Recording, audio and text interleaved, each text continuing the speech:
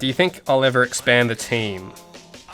That's a tough question. I don't want to reveal anything too prematurely. But the idea has crossed my mind, and I have there's a person I've got in mind for something, but that's all I'll say. I think there was this article I read by Derek Yu, who was the developer of Spelunky, and one of his bits of advice was to try and work solo for as long as you can. I think the project might be getting to a state where I might have to get there's a guy I've got in mind who I'd like to come in and help with a few areas, but there's something about teamwork that maybe I have talked about it before, I can't remember, but I think I've now thought about it more since I last talked about it. Because I think recruiting a team isn't as simple as most people make it out to be. And I think the people who do say that haven't worked on a big enough project to understand how complicated humans are as creatures.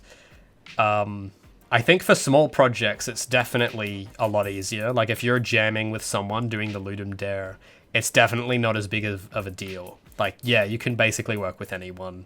And if it doesn't work, it's fine because there's no real consequences.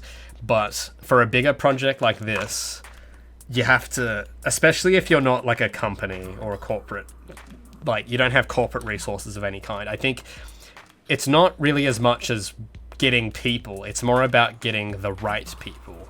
And what you're really doing, it's almost like picking a partner in a sense, like trying to figure out if you'll be compatible with this girl that you like. I feel like you can draw some similarities because you might see someone's art and it might look great, but you don't really know them at all. You don't know a thing about them besides their work, and their work might say something about them, which is good, but there's a whole other side to them that you're not seeing. And that side tends to come out when they're exposed to other people, or there's pressure of some kind. And it's really impossible to see what someone will become in those circumstances unless you put them there and see for yourself. And it's a risk. And that's something I've been trying to avoid as many risks as possible with Project Feline, because I understand that I'm one guy, I'm very limited in my ability. And I think the way I'm gonna get this game done is by only picking battles where I need to. So I want to try and avoid anything that's risky or too risky. Well, yeah, if you're working on it in a team as well, I'd be curious to know like what problems you guys are having for my own research, I guess. But yeah, no, I'm just speaking from my own experience here, and most of them have been like maybe 90% of them have been negative. And I think, yeah, it's interesting to figure out. It seems so simple when you think about it at first, but when you see what can go wrong, it's like, oh, this is actually like, wow, yeah, this is actually quite a big responsibility. Because you have to basically manage however, the more people, it's exponential. The more people you add, the exponentially more relationships you'll need to manage. And it's just, for me, I just want to make things not as complicated as needed. And I think a lot of, I don't know, maybe I've repeated myself here, but I think a lot of, I know a few people that have this sort of thing where if they want to start a game, they feel like they need to assemble a team first and stuff. And I never really liked that, mainly because I don't like the idea of assembling a team before you actually know what you're doing. I think you should know the project first, try and prototype it yourself, put in the work yourself first, and then show it to other people. Because then, instead of telling them about the game, you can show them like a real example of kind of what this will be like, and you kind of get a better filter. Because then people can see, it's like, oh, okay, this does look like something I want to do, or it doesn't look like something I want to do. And it's harder to do on a design document than it is with an actual prototype. But of course, yeah, it's not easy if you're an artist, because you can't just prototype with concept art, really. But yeah, it's building, it's relationship management, more or less. You have to build relationships with those people, and you need to, like a relationship of any kind. I think it only works when there's mutually a shared goal or vision. And I think now that I've done this and I've been thinking about this, I didn't realize how specific you needed to be for a goal, or a vision. I didn't realize how specific you could get, and now I'm getting to that point where it's like, oh, that's like, yeah, it's hard to explain, but I feel like I have much clearer of a vision with this than with any of my other stuff, and I like that. I think that's cool. But it definitely helps. I think I'm in a better position now to do that than I guess, manage relationships than I was in the past. But anyway, that's a whole other. I'll just go back. That'll be me answering the question all over again. But it is interesting, I think. But he says that he's learned that working with friends can be really challenging. Oh yeah, definitely. There's definitely that pressure to agree and stuff. Yeah, because it's like I said, it's a battle. Building a game is a battle, and if you go at it with your friends, you have the risk of basically damaging your friendship with them, and that's something I've thought about too. What was really cool though is that I had a friend one of my older students actually, was talking to me about this, and that was quite cool because I actually hadn't met anyone who also had that concern. Because he wanted to work with me on something a while ago, but I just didn't have the time. But he had that same concern of, if we work together, is this going to make things like, is this going to like, could this put our friendship at risk? And I'm like, I don't know, but I like the fact that you're asking that question, because the people who don't ask that question, I tend to be skeptical of, because but I do like when people ask it though, because it means they have the same concern. But yeah, no, like I think negotiation is the way to navigate that, because I think you can't avoid disagreements.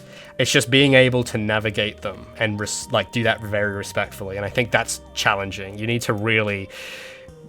It takes a lot of growing up, I think, to be able to do that. To be able to put an argument forward without sounding accusatory or something like that, and trying to make out the other person is wrong. Because if you try and do that, then they're not going to want to work with you anymore, and it's just going to be resentful and bad. And that's another thing to factor in as well. So, it's all very interesting. It's kind of really, it's like kind of, you have to kind of understand psychology, I think. Like maybe, I think extroverts have it easier because I think they naturally just cope better. But I think for someone like me, I kind of, like to know all that stuff, I had to read like a shitload of psychology to understand that, like those dynamics. So it's definitely interesting. Oh, yeah, that's the other thing with jams too that I've just seen in the chat here with game jam titles. Yeah, it's much easier to work in teams for game jams because you're only losing like a weekend or a week or something if it goes wrong, as Alex Clark said. Yeah, that's also very interesting. That's what's so different, I think. Because everyone was a bit freaked out, I think, when I said, like this was like 2 years ago now, when I said that I wasn't taking volunteers, because I think everyone for some reason expected I would, because I was talking about the game publicly and making videos, but that doesn't necessarily mean it's a public project. It just means I'm talking about it publicly, but it doesn't mean I'm looking to recruit people. But I think people were a bit offset when I said that I was going to do this alone. Because I think in a lot of like the people, like I saw some people's work. Like I used to have a page where people could submit their work in the case I would look for volunteers. I shut it down after a few months though, because it was just, I was getting so many, and it's like I just don't have time to process all this stuff. I might as well just do the work myself at this rate. So I've continued to do that. But I saw some of the submissions, and a lot of them were like people in the position I was like 4 years ago, who had like done a few jam projects and thought, I can do this project, and it's like, it's complicated. It's sort of like that. It's like that Dunning-Kruger point where you think you know more than you do, and even I was at that point probably as well at that stage, but it was also a much smaller project back then, so I sort of understand, because the prototype was way simpler. There was nothing fancy to it, so I can kind of understand attracting applicants like that. But a lot of them just thought it was like doing a game jam, and it's like, no, not at all. This is like a multiple year long march, like a slow agonizing marathon to a commercial game, because that's usually how it goes. But no, not to say that necessarily that I had bad submissions. It's just it was from people I think who could have benefited, who could have made the more better use out of different projects, I think. I'll always encourage people to work on your own project before working on mine, because you should really be doing what you like. Like, I had heaps of people offer, oh, I could do this for you and that for you. And I'm like, do it for you. Like, don't do it for me. If you want to do 3D modeling, do it for your own game. Because you'll honestly have more fun. And you'll learn more. Because we're at different stages. I don't know anything about this person. You don't know anything about me, really. It's better if you just, like, work on your project and develop your stuff. Because I think if your goal is to get better at game development, I think that's the best way. I don't think working for other people for that goal, I think you want to be working for people after you've realized you've had that self-actualization of knowing what you're capable of doing and that sort of thing. I think that's, yeah. I think if you're trying to do projects and you want to work on them because you want experience and you want that's part of it, but if it's solely for that reason, I don't know. I don't think it's going to be as fulfilling. I think if your goal is to be a game developer and make games, I think it's best to make games, like your own games, not to help me do a small part of my one, because you're not really going to learn about game development. You might learn a bit about one specific area, but I don't know. And maybe that's some people's goals, but I was always more interested in the big picture than learning how to, do a 3D model for this particular thing or whatever.